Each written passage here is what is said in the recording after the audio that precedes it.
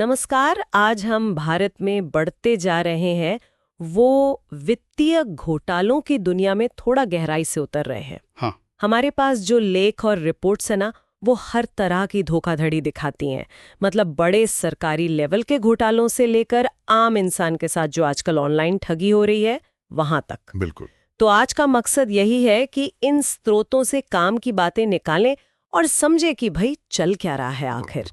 कुछ आंकड़े तो मतलब होश उड़ाने वाले हैं, जैसे राजस्थान में 1800 करोड़ रुपए का घोटाला। हाँ, ये आंकड़ा तो सच में बहुत बड़ा है। चलिए देखते हैं इसमें क्या है। बिल्कुल।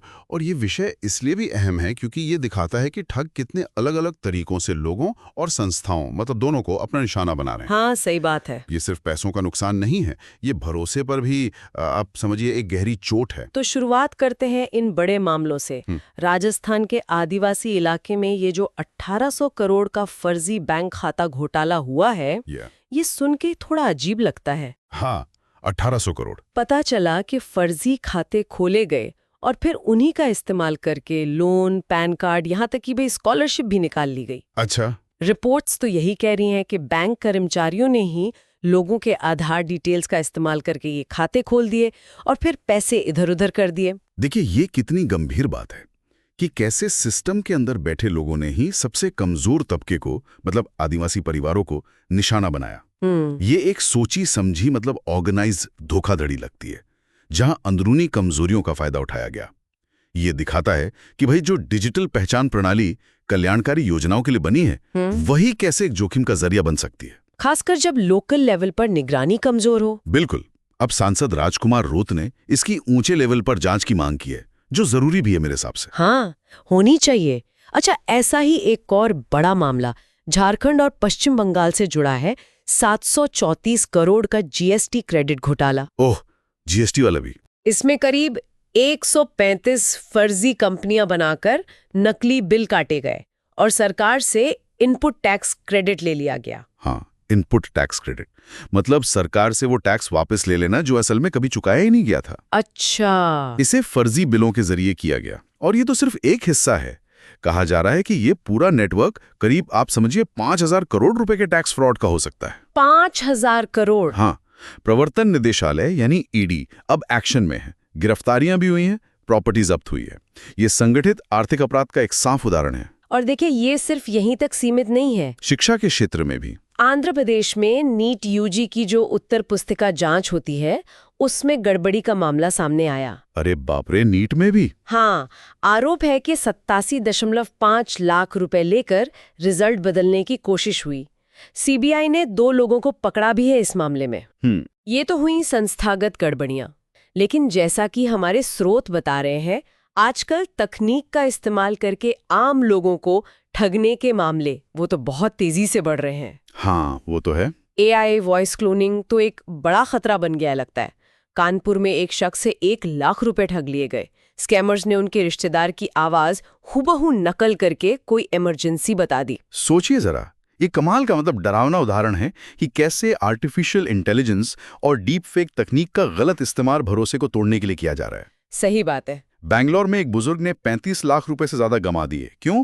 क्योंकि उन्होंने एनआर नारायणी मूर्ति के एक नकली वीडियो वाले डीप फेक ट्रेडिंग प्लेटफॉर्म पर यकीन कर लिया था। ओह, तकनीक जितनी असली लगती है, धोखा उतना ही आसान हो जाता है ना? बिल्कुल। और तरीके देखिए, फर्जी लोन ऐप जो प्रोसेसिंग फीस के नाम पर लूट रहे हैं, जैसे दिल्ली में 1.92 लाख रुपए ठग लिए। हाँ, ये लोन ऐप वाले तो बहुत चल रहे हैं आजकल। फिर बैंकों के नाम पे फर्जी मैसेज या कॉल, नकली सरकारी वेबसाइट्स, मशहूर हस्तियों के नकली निवेश वाले डीप फेक ऐप्स और वो क्यूआर कोड स्कैन करा के यूपीआई से पैसे उड़ा लेना, ये सब चल रहा है धड़ल्ले से। और एक तरीका जो मुझे बहुत खतरनाक लगता है वो है डिजिटल अरेस्ट घोटाला। हाँ, ये क्या है? इसमें ठग खुद को पुलिस या कोई बड़ा सरकारी अफसर बताते हैं, फिर धमकाते हैं कि भाई आपके खिलाफ केस है, गिरफ्तार हो जाओगे, अगर बचना है तो फौरन इतने पैसे इस अकाउंट में ट्रांसफर करो। मुंबई की एक महिला ने इसी झांसे में आकर 2024 के आखिर से 2025 की शुरुआत के बीच 20 करोड़ रुपए से ज्यादा गंवा दिए। 20 करोड़ रुपए? हाँ, 20 करोड़। ये दिखाता है कि कैसे मनोवैज्ञानिक दबाव बनाकर डराकर लोगों को लूटा जा रहा है। अविश्वसनीय है कि कोई इस तरह के दबाव में इतना पैसा कैसे दे सकता है। लेकिन धोखाधड़ी सिर्फ बाहर से नहीं हो रही, जैसा आपने कहा, कभी कभी खतरा संस्था के भीतर से ही आता है। बिल्कुल। मुंबई के न्यू इंडिया कोऑपरेटिव बैंक में 122 करोड़ रुपए की हेराफेरी पकड़ी गई। हाँ, कोऑपरेटिव बैंक में भी। हाँ, प्रभा देवी ब्रांच से 112 करोड़ रुपए और गोरेगांव से 10 करोड़। आरबीआई की जांच के बाद बैंक के बड़े अधिकारियों समेत 7 लोग गिरफ्तार हुए हैं और तो और विदेश में प्रॉपर्टी जब्त करने की बात भी चल रही है। ये अंदरूनी घपले भी बहुत होते हैं। और देखिए, तमिलनाडु में टैस्मैक यानी जो सरकारी शराब की दुकानें होती हैं, वहां भी ईडी ने करीब 1000 करोड़ के घोटाले का आरोप लगाया है। 1000 करोड़? हाँ, ईडी का कहना है कि ये पैसा टेंडर देने में, ट्रांसपोर्टेशन में, लाइसेंस देने में, मतलब इन सब में घपले करके निकाला गया। अच्छा। हालांकि इस पर थोड़ी राजनीतिक खींचतान भी चल रही है। राज्य के जो आबकारी मंत्री हैं, उन्होंने ईडी पर राजनीतिक बदले की कार्रवाई का आरोप लगाया है। हमारे स्रोत दोनों पक्षों की बात रख रहे हैं, तो हम भी बस वही बता रहे हैं। ठीक है। अगर पूरी तस्वीर देखें तो आंकड़े तो वाकई डराने वाले हैं। सिर्फ 2024 के पहले 9 महीनों में ही भारत में साइबर फ्रॉड से करीब 11,333 करोड़ रुपए का चूना लग चुका है लोगों को और सिस्टम को। 11,000 करोड़ से ज्यादा 9 महीनों में। हाँ, और अंदाजा है कि 2025 में ये आंकड़ा 20,000 करोड़ पार कर सकता है। बाप रे। और इसके पीछे मुख्य वजहें क्या हैं? वही सब जो हम बात कर रहे थे, ब्रांड प्रतिरूपण, मतलब जानी मानी कंपनियों की नकली वेबसाइट या ऐप बनाना। हाँ, निवेश के नाम पर धोखाधड़ी, डीप फेक का इस्तेमाल, फिशिंग यानी वो लिंक भेजकर जानकारी चुराना, बिल्कुल, यूपीआई क्यूआर कोड वाले स्कैम, और नौकरी या लोन दिलाने के नकली वादे। बिल्कुल।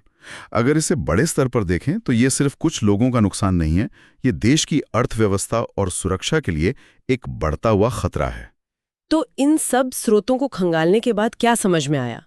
मेरे हिसाब से तो यही कि वित्तीय घोटाले बहुत तरह के हैं, लगातार बढ़ रहे हैं, और ठग चाहे बड़ी संस्थाओं को निशाना बना रहे हों या आम आदमी को, उनके तरीके बहुत बहुत शातिर होते जा रहे हैं। बिल्कुल सही। इसीलिए जागरूक और सावधान रहना ही सबसे बड़ा हथियार है आज के जमाने में। स्रोतों में कुछ सीधी सादी काम की सलाह भी दी गई है। जैसे हमेशा वेरीफाई करें अगर कोई बैंक या सरकारी एजेंसी से संपर्क करने का दावा कर रहा है। फोन पर या ईमेल पर आई जानकारी पर एकदम से भरोसा ना करें। हाँ, और वो मल्टी फैक्टर ऑथेंटिकेशन। हाँ, बिल्कुल। यानी सुरक्षा की एक और परत, जैसे पासवर्ड के साथ ओटीपी आता है ना, वो जरूर चालू रखें। मजबूत अलग अलग पासवर्ड्स इस्तेमाल करें। हाँ, और अनजान लिंक पर तो बिल्कुल क्लिक ना करें। कहीं से भी मिले क्यूआर कोड को स्कैन करने से पहले 100 बार सोचें। सही बात। और कुछ भी जरा सा भी गड़बड़ लगे तो तुरंत राष्ट्रीय साइबर क्राइम रिपोर्टिंग पोर्टल या पास की पुलिस को खबर दें, हिचकिचाएं नहीं।